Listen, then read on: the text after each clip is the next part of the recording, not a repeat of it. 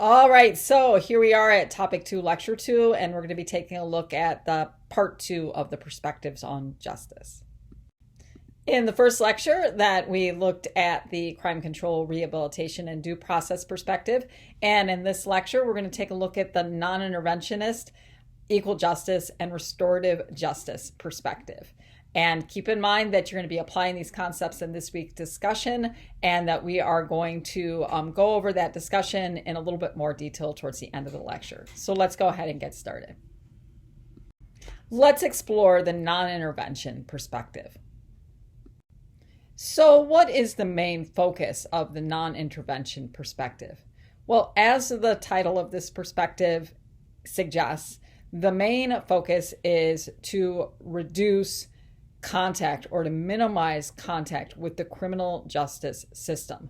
That there is an approach from this perspective that you want to have the least amount of intervention of the criminal justice system into people's lives. Why? Because they view the interaction with the criminal justice system as harmful. And so, as it says there, that from this perspective, they say that the ultimate effect of involvement with the criminal justice system is harmful. And in fact, the impact that interaction with the criminal justice system has on people and families and communities is oftentimes more harmful than the offense. Why? Why do they view the interaction with the criminal justice system as negative, as harmful? Well, for one, that when you interact with the criminal justice system, that oftentimes results in a stigma or in labeling.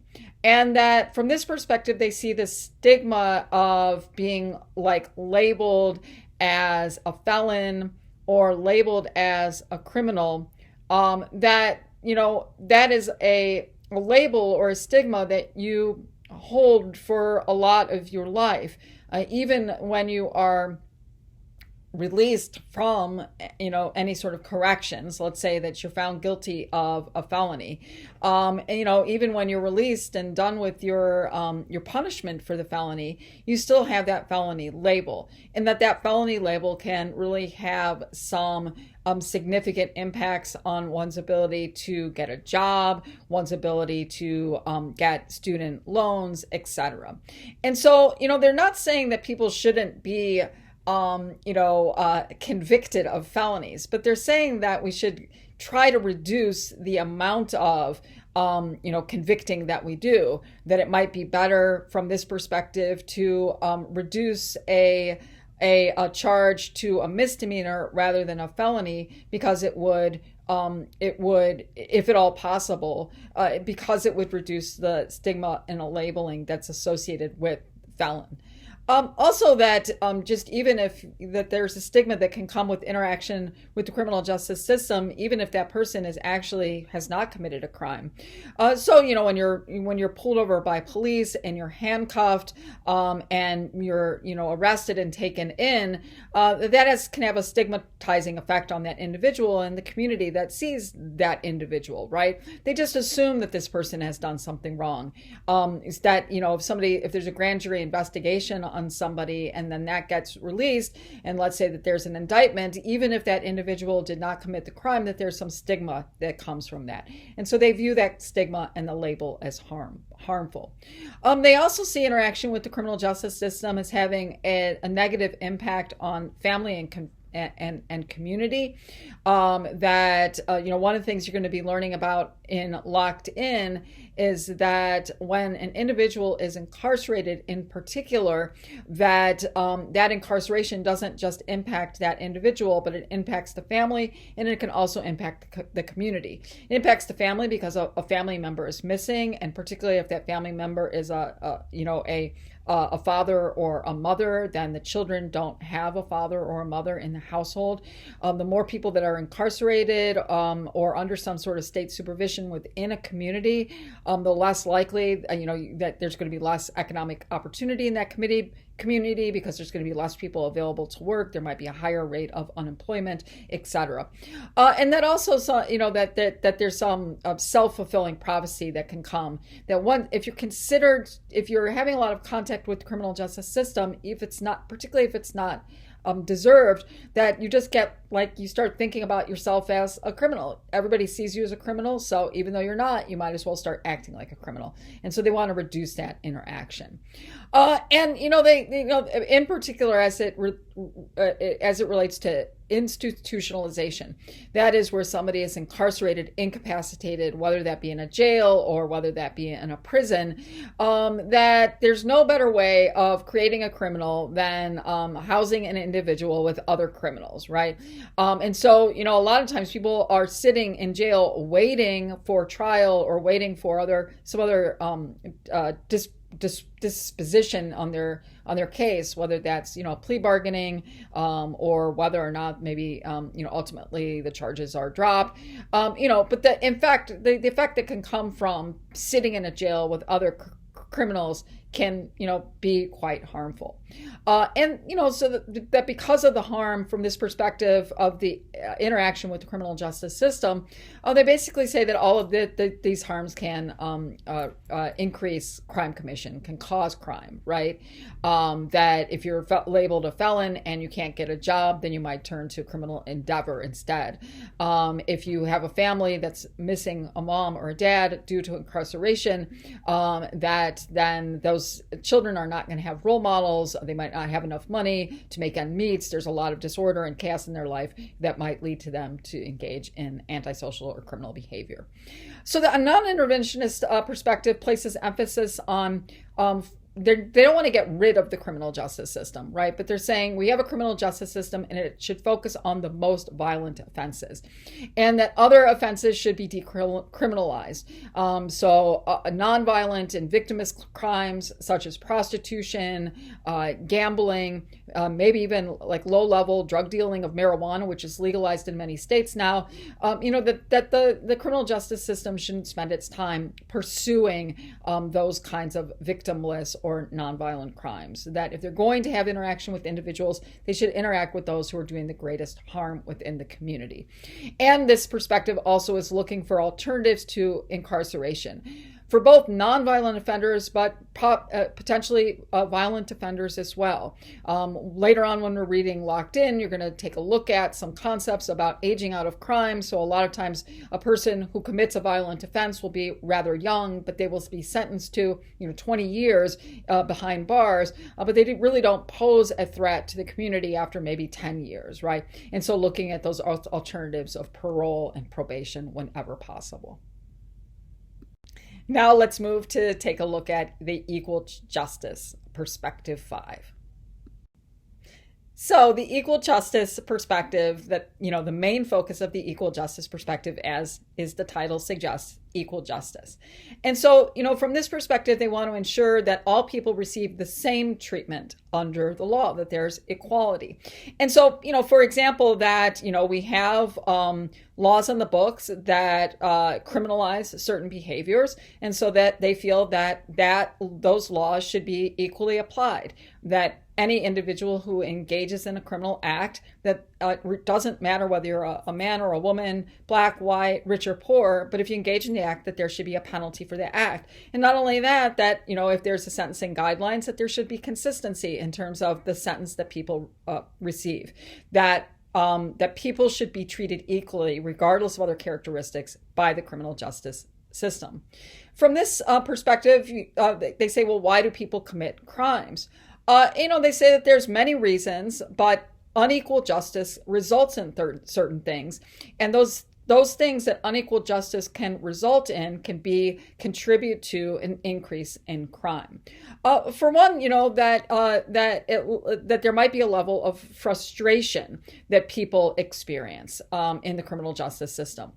So let's say that you are convicted of a crime and that you get a sentence of 10 years, but somebody who commits the exact same crime gets 3 years, right? Well, the lesson that you learn from that is frustration, right? That you're frustrated because you feel like you were treated differently, and you might feel like that different treatment is not justified, that it's arbitrary. So as you are sitting there serving 10 years and you get out, you could potentially, that frustration that you have for being treated unequally could result in continued anger and frustration against society in general, which may aid recidivism.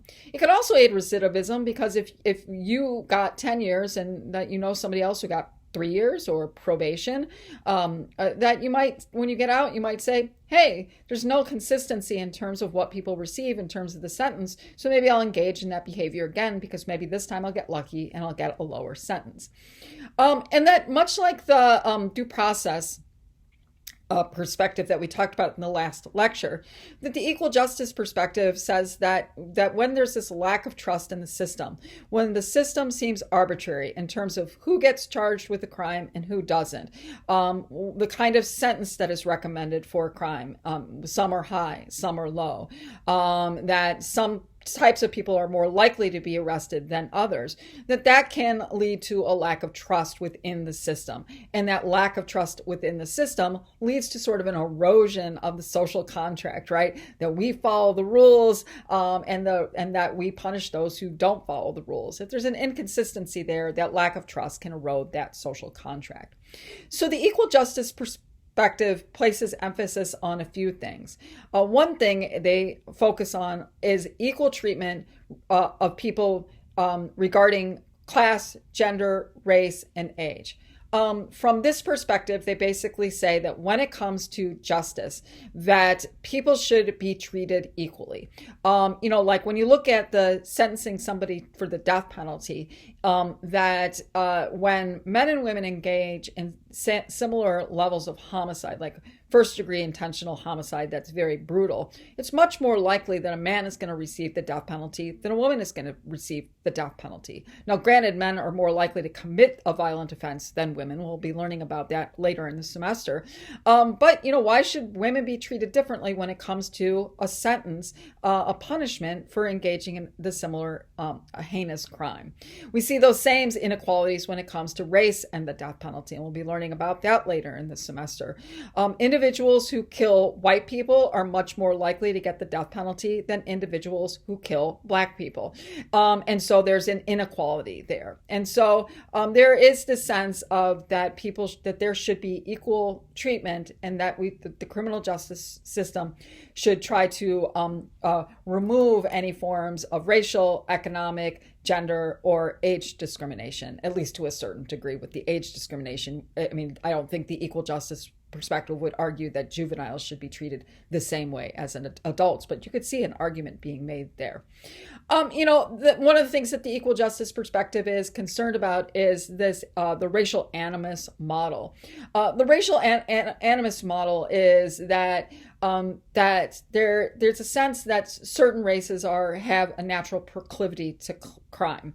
And when we watch the documentary The 13th, we're going to see the racial animus model in great detail and the impact that that's had on our perception of crime and how we treat African Americans in the criminal justice system. Because in America, oftentimes when you ask somebody to close their eyes and imagine what a criminal looks like, that the typical offender that a person imagines, and this is true for white and black people, that they imagine a young African American male with no remorse and as such get the harshest treatment possible. The equal justice perspective really wants to challenge that and wants to take those sorts of discriminatory attitudes out of the criminal justice system as much as possible. They also are very supportive of same offense, same sentence, that there should be truth in sentencing, there should be some uniformity in the kinds of sentences that people receive, and that when possible, a person should be punished for their present crime, not predictions of what they'll do in the future or really what they've done in the past, that people should be treated in regards to what they did in the present and providing some equality there in terms of the administration of justice. And on to the final perspective we're going to be learning about in these lectures, which is the restorative justice perspective. Okay, so let's learn about the restorative justice perspective. And I just want to say that when you're learning about the restorative justice perspective, it's easy to sort of write this perspective off because when you first learn about sort of the main goal of the restorative justice perspective, it seems like a little kumbaya. Because the main focus of the restorative justice perspective is creating a just and peaceful society. This idea that the role that the criminal justice system should play, and even other parts of our society, is really focusing on creating a peaceful and just society. So in a way, it seems like when you're reading about this, it might be like, yeah, dream on, Mr. Kumbaya. That's not going to happen. But actually, restorative justice is actually asking the community to do really hard work and asking offenders to do really hard work in order to bring about a just and peaceful society. They argue that just and peaceful societies just don't happen, but you got to work hard to make those happen. And how we treat offenders in our society and the attitudes that offenders bring to their offenses, changing those attitudes and changing the way we treat offenders is hard work, but it's necessary work in order to bring about a just and peaceful society.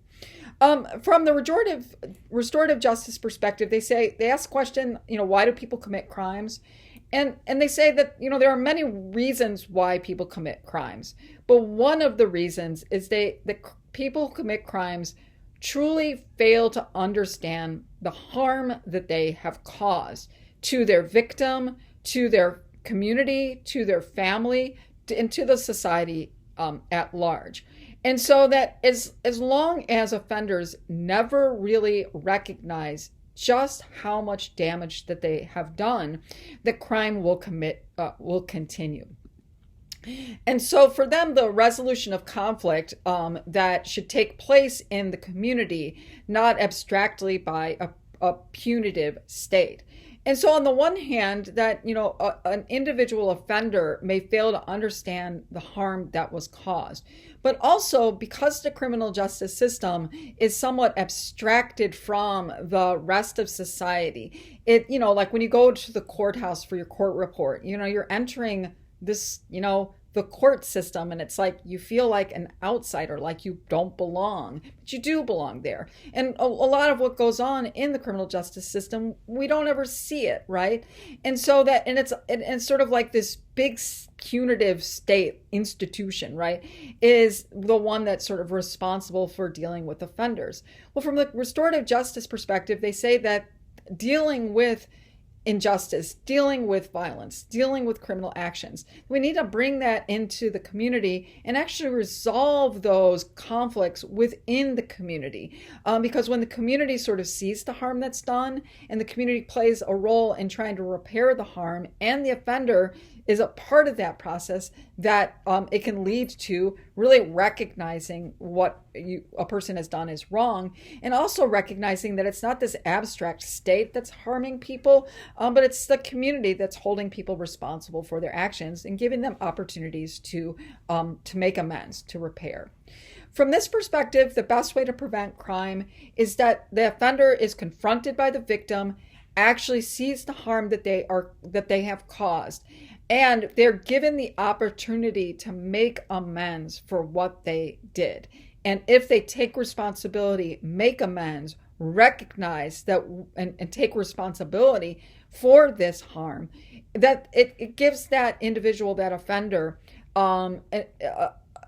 like the tools that they need to actually successfully reintegrate into society, because they recognize the harm. Not that they're like, oh, I didn't even commit any harm, I don't know why I'm here, I don't know why I'm being punished, it's the evil state that's punishing me, it hasn't had any direct impact on my community. We keep that attitude, it's really hard to reintegrate into society, and who would want a person like that to reintegrate into society?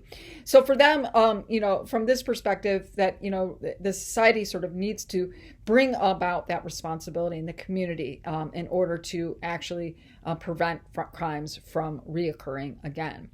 And the punishment needs to be linked to the repairing the harm caused. Sometimes that's easier to do than other times. So like if it's property damage, that you would, the offender would meet with the person whose property they damaged, as simple as something like graffitiing on somebody's garage. In the city of Milwaukee, if somebody graffitis on your garage, as a homeowner, you're personally responsible for having to repair that, or you're going to get a citation from the city. But if you graffiti and you never know like the costs associated with that for a homeowner, maybe if you meet with that person, you realize the harm that you did. And furthermore, if you're able to go and actually paint over that garage and pay for the paint, then that it's one step closer to like recognizing your damage and giving an opportunity to like fix that damage. So for some property crimes, you can really see how restorative justice can work. However, there's other more serious crimes that can bring about linking the corrections to repairing the harm caused. Meeting with family members, talking with the victims, learning about how their lives was changed, that could be a part of the punishment or the corrections if a family was okay with that. Also going and talking to students or others who might have been impacted by this kind of crime and exploring it and listening to them and talking about how you might change your ways and taking concrete steps in terms of therapy. All of that can be a part of that restorative process. And so that when you make amends, then you get this an opportunity to reintegrate. But if you're not willing to make amends, then maybe you are demonstrating that you're not ready to come back into society. We're going to be reading a really great article this week called About the Restorative Justice Perspective. And also, if you're familiar with Van Jones, he's a commentator on CNN. And if you've seen any of his shows on CNN, he has a whole project that focuses on the restorative justice and the impact that can have both on the community, both on victims and on the offender as well. And also just how difficult it is. But the article that we're going to be reading is called Can Forgiveness Play a Role in Criminal Justice? And this looks at a young man, his name's Connor McBride, who kills his girlfriend and the impact that has on his family, her family, and on himself. And he's given this opportunity to work with the families in order to engage in a restorative justice circle, and it impacts the kind of sentencing that he gets. It's an interesting article. It's controversial. So make sure that you read it. I think you'll enjoy it. Plus, there will be a question on the quiz, on your reading quiz this week on that article. So make sure you take a look at it. So as I mentioned, that you can have an opportunity in this week's discussion to apply the concepts that you're learning in the chapter and in the lecture. And so the discussion this week gives you an opportunity to apply those concepts.